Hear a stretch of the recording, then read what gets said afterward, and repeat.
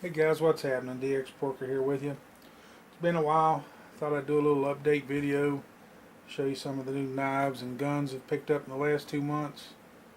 I know you guys haven't seen me since I posted the video of the storm that came through here. I'd planned on making a video this evening. It's Friday. I think it's the 20th.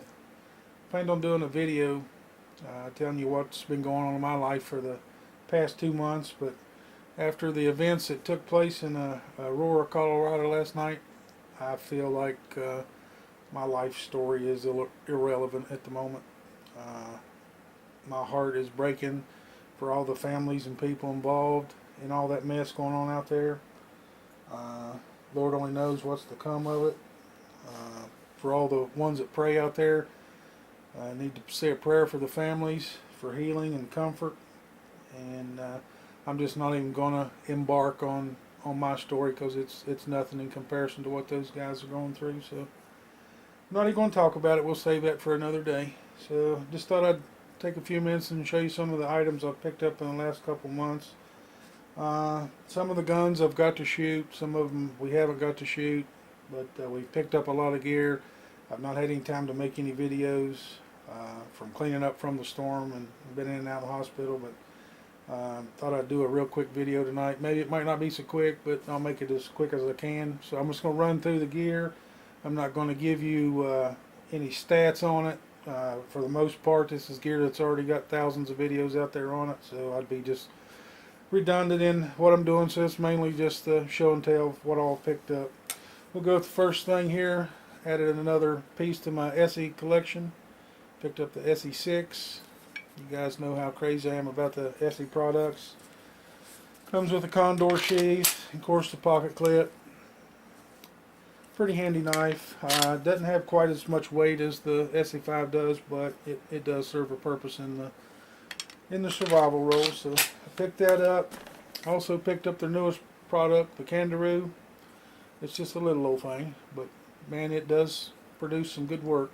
I've done quite a bit of whittling with it already, and in a pinch, it would come in handy to serve a purpose. Had it came with a cheap nylon case. I had a custom-made Kydex holster for it from a guy off of Knife Forums. Did a really good job. Picked up the sheath for $25. I mean, it locks in there. It's not coming out in any way, shape, or form. I mean, it's really in there. Moving on to the next thing. I've tried sharpener after sharpener after sharpener, and I'm just absolutely horrible at it. So I went ahead and picked up the Spyderco Sharpmaker, and believe it or not, I'd actually get an edge on a blade with this sharpener. So when they say it's pretty much idiot proof, believe it. I can do it. It works. It's well worth the money you paid for it. I think I paid $58 for that, and most places it's right around $70 or something. Bought it off a local guy that does knife dealings out of his house, so he gave it to me at a really good price. So thought I'd give it a try. Good product, it works. Now this next thing here I'm probably going to catch a lot of grief over, as much as I've talked crap about the Spyderco. There's been video after video after video on it. Cajun Blaze, he's tormented me to death with his, opening up big cans of food and what have you. So I thought I'd give them one more try, and I picked up, yes, another Spyderco. After I swore I wouldn't, I went ahead and picked up the Paramilitary 2. Of course, it's in the all black. As much as I hate to say it, I'm really digging this knife. It is extremely sharp, durable. I've used it quite a bit. I don't know if you can tell by the scarring on the blade or not, but it has seen quite a bit of use, and it's still hair popping. So yes, I did pick up another Spyderco. May not get another one, but I did pick up the Paramilitary 2. So that's it for the knives. We're going to go ahead and move on to the guns. Finally talked my wife into getting her concealed carry permit, and we went to a gun show there a week after the storm, and she found one that she liked, and I said, well, if you're going to get one, I'm going to get one. So we picked up a couple Rugers. We got the LCPs. I guess you call them his and her model. We were able to pick up 4 extra mags, so we got some extra magazines apiece. The only difference between mine and hers is they only had one of the plain, then they had one with the laser max on it. And of course, she didn't want the laser. I don't like lasers, so I just took it off, and it's here in the box. Probably never use it. But I have carried this gun. We've both shot them. They're really, really good. I've shot one of these once before, and I really liked it, but I just never did give it that much time of the day. But it's a great pocket pistol using the Hornady Hydroshock, or correction, Federal Hydroshocks in it. Really dig the gun. Much props to them. And you'll probably see a pattern here. I picked up quite a bit of Rugers. But that's the first two. His and her Ruger LCPs.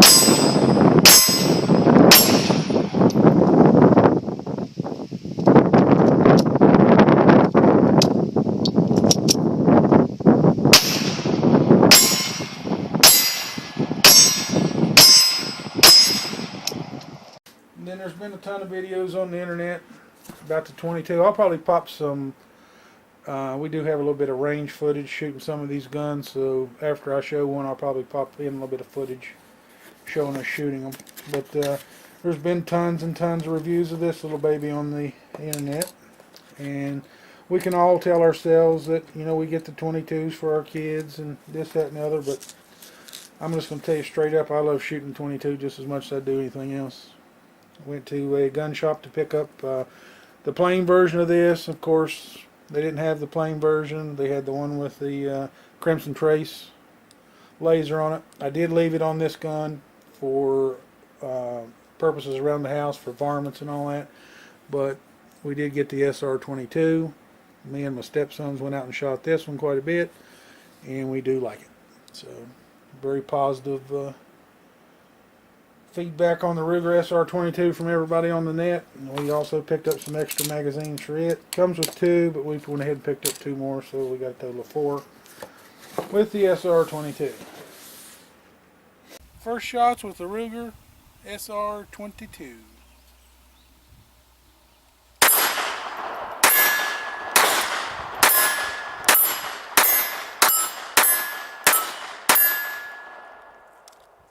Nice. Of course, what 22 is not?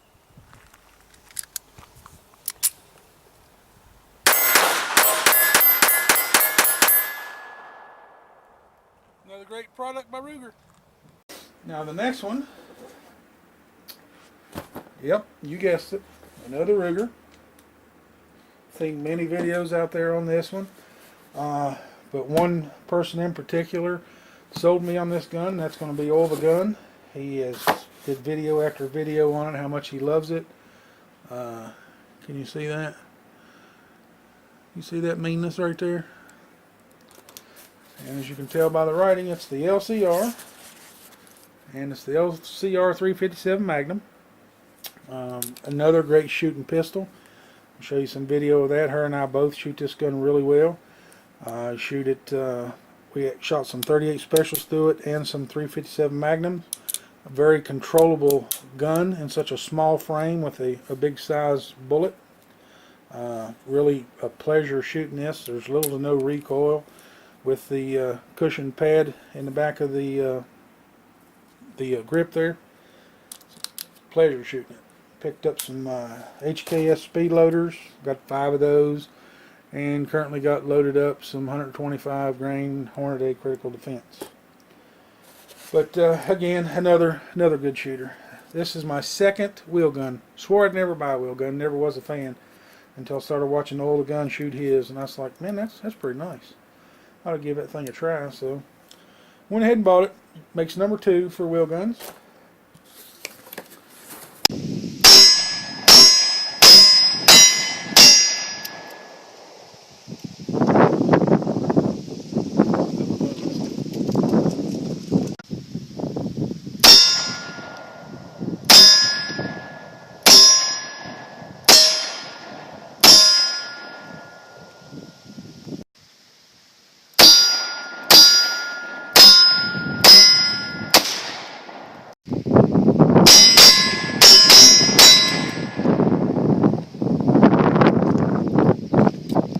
after enjoying shooting that wheel gun, I decided, you know, why not get another?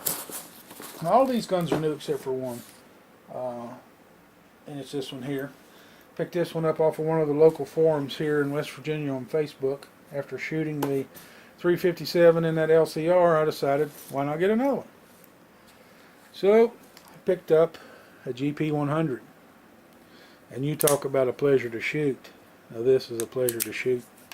Stainless steel, rubber grip, got the wood inserts here. It's very pretty. Not that I bought it for its prettiness, but it's just beautiful stainless steel.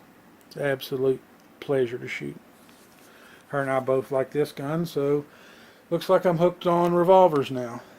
I don't know if that's a good thing or not, but we'll have to see. It's a 6-shot. Got some speed loaders on order for it. They just haven't come in yet. Like I said, I had a lot of gear I wanted to show you guys before it got completely out of hand. So I'm just going through this stuff really fast.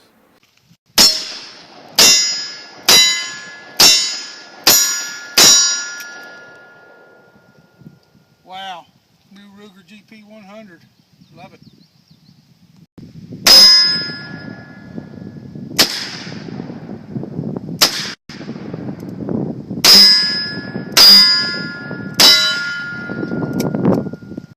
Now this next gun, I actually got it back when I got the Shield, and that just tells you how busy I am. I've not been able to do any videos, but I have taken this gun out and shot it. I do have one video of me shooting it, which I'll roll in here shortly, but since I've gotten so many here of recent, I've turned this one into my nightstand gun, and I picked up something to go along with it at Walmart of all places to enhance the usability for this as a nightstand gun. But it's the Glock 21 in the flat dark earth, and you know how big of a Glock fan I am. The first time I shot it, I pulled it, but the rest of the rounds were dead on, as you'll see in the video. But this is a perfect nightstand gun. Being the flat dark earth, it's kind of special to me. It's not the you know, the plain old black. So I don't plan on taking this gun out and abusing it like I do all my other ones. But attached to it is a Nebo Protec. I don't know if you guys ever heard of that, but it's a new thing that Walmart is carrying now.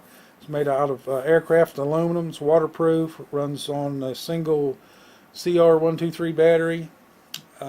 It's a weapons light, and believe it or not, it's pretty bright. I know people hate doing that to the camera, but I'm just showing you how bright it is. 190 lumens. Has 2 selections, pulsating, and then dead on. Very nice light. Will serve really good purpose for a nightstand gun. I'm not really sure how well it would work for a holster gun, seeing how the activation kind of sticks out. You know, unlike the TLR has the flip switches on the side there, this one kind of sticks out a little, so I don't know how well that would work in a holster. So I just threw it on the old Glock 21 for, you know, nightstand gun. And I really like that light, so I plan on picking up another one and attaching it to the AR. And first shots with the Glock 21 in the new dark earth.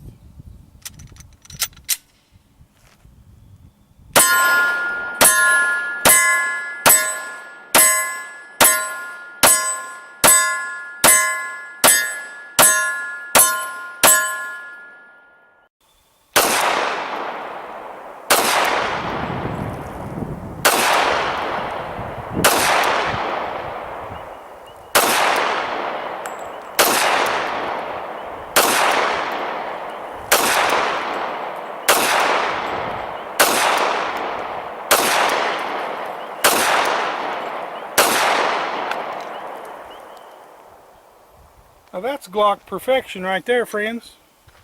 Another gun that I got the Friday before the storm, and I'd planned on shooting it the weekend of the storm because I was shooting in another competition in the Fraternal Order of Police in the next county. Then the storm hit and I didn't get to shoot it. Well, the shoot was the Saturday after the storm, and I still hadn't shot the gun, and I had worked really hard and was tired all week from cutting up trees and this, that, and the other. And woke up real early that morning. Wasn't even going to go, and I laid around. I said, what the heck, I'm going to go anyway. So taking this gun and having not even shot it, I won again. The sharpshooter division. It was the belly gun classification, 3.5 inch barrel or less. And as you can see, this is the Glock 26. And I really like the Glocks again. And I went ahead and purchased the Pierce +1 Pinky extensions for it. But it's another great Glock product. Of course, it's a Gen 4. So is the Glock 21. I don't know if I mentioned that. All the Glocks that I have now has been switched over to 24s. But it shoots really well. I scored a 459 with a belly gun, 3.5 inch barrel, shooting at 25 yards, 20 yards, 15 yards, 10 yards, 5 yards. And I thought that was pretty good. I was kind of shocked that the first time out with it and it shot so well. So, you know, another Glock. And got one more to show. Had such a rough time here the last month or so, and I went up to the gun show day, not the gun show, but the gun shop, just to plunder around, and I'll be daggone if they didn't have something else. They had this devil up there. I swore I wasn't going to get it. I felt it was too small of a gun with such a large caliber bullet, but I went ahead and picked it up anyway. The old XDS 45 3.3. Until you actually hold one of these in your hand, you really don't appreciate how comfortable they are. I've watched Brandon shoot his. I've watched Big Daddy shoot his. I think Gary, and naturally as luck would have it, the phone rings, so hang on just a second. Sorry about that, guys. Not quite sure where I left off here. But anyhow, I've seen a bunch of people shooting this on the internet, especially Gary and Brandon. And once I went up there to the gun shop today and actually held this in my hand, I was thoroughly impressed with the balance of it. You can actually get a good finger grip on it. Comes with 2 stainless steel 5-round magazines. I can get all my fingers on the grip. I ain't even got it in frame. I can get all my fingers on the grip, get a really good purchase on the weapon. I believe it's going to be a pretty good shooter. I've not heard any bad reviews on it, so it was there staring me in the face, and I was like, well, why not? So I went ahead and brought it home. Again, with the Springfield XD models, the only thing that I have per se problems with is the magazines. They only give you 2.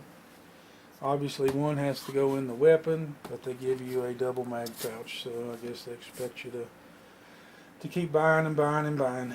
With this, I hope I have more luck getting extra magazines than I have with the M&P Shield. I've had that gun since the day after it was announced at the NRA convention. I've had 4 magazines on order with Smith & Wesson since that day, and I've yet to get any. So I'm pretty upset over that. Might be a minor thing to some people, but it really ticks me off that they came out with that gun and sold thousands of them, come out with a 40, sold thousands of them, reinvented the Sigma into something special that it'll never be, and yet there's no magazines to go out for, you know, these accessories. You know, 15 rounds in 2 magazines might be okay with some people, but when I go to the range and shoot hundreds of rounds at a time, I don't like stopping every 30 seconds to reload magazines. I hate it. I have at least 4 with most of my guns, some more. My Glocks, with them being 9mm, I probably got 18 magazines that I can use in my 26, and I got 7 I can use in my 19, and I have 6 or 7 with the 34, and I've only got the 3 with the 21, but you know, that's neither here nor there. But the fact of the matter is when they put these guns out, I think they ought to have accessories ready to go to be able to purchase for us people that likes the extra magazines. And that's my only downfall with the XD series is just the 2 mags and a double mag pouch. Why not just throw a third one in there? And the M&P thing's got me so upset I may never buy another Smith & Wesson. But we'll just have to see where it goes from here. That's about it. I have one more thing to show. I did pick up a Streamlight TLR-1 for my EDC Glock 19. These things are wicked. Have a momentary switch or solid on switch. There is no problems with the Streamlight. I won't complain at all with a Streamlight because I have a lot of Streamlights and have used Streamlights for many years. It's 160 lumens, and again it runs on CR123 batteries, 2 of those. The only difference between the TLR and the Nebo is the Nebo was $39.99 at Walmart. It comes with just the light itself, or another model has a laser integrated in with it, and it's $79.99. And for Walmart to pick up something tactical, I think that's pretty cool. And they are hanging on the shelves down below the ammo, which most of the Walmarts are set up the same, but they are locked in the hanging position, so you actually have to get a clerk to get them out for you. The Nebo runs off a single CR123, and the TLR runs off of 2 CR123s. 190 lumens on the Nebo, 160 lumens on the TLR. But the TLR is my favorite. I just really couldn't see pouring out another $100 and whatever dollars for another one of those to mount on a nightstand gun or on an AR that, I'm not, an everyday AR shooter, just occasionally. The chances of going out at night are slim to none, but if the need arises, I'll have a light to put on there, if the need arises. But I hope I didn't bore you to death. I know it's going to be quite lengthier than I thought it was going to be, but I had to get caught up on this gear, show you what all I've got before it got really out of control. But before I end the video, again, I want to reiterate to all the praying people out there, pray for all the families involved in that mess out in Colorado. Pray for a swift and righteous punishment for the accused, and hope there are no loopholes for him to fall through.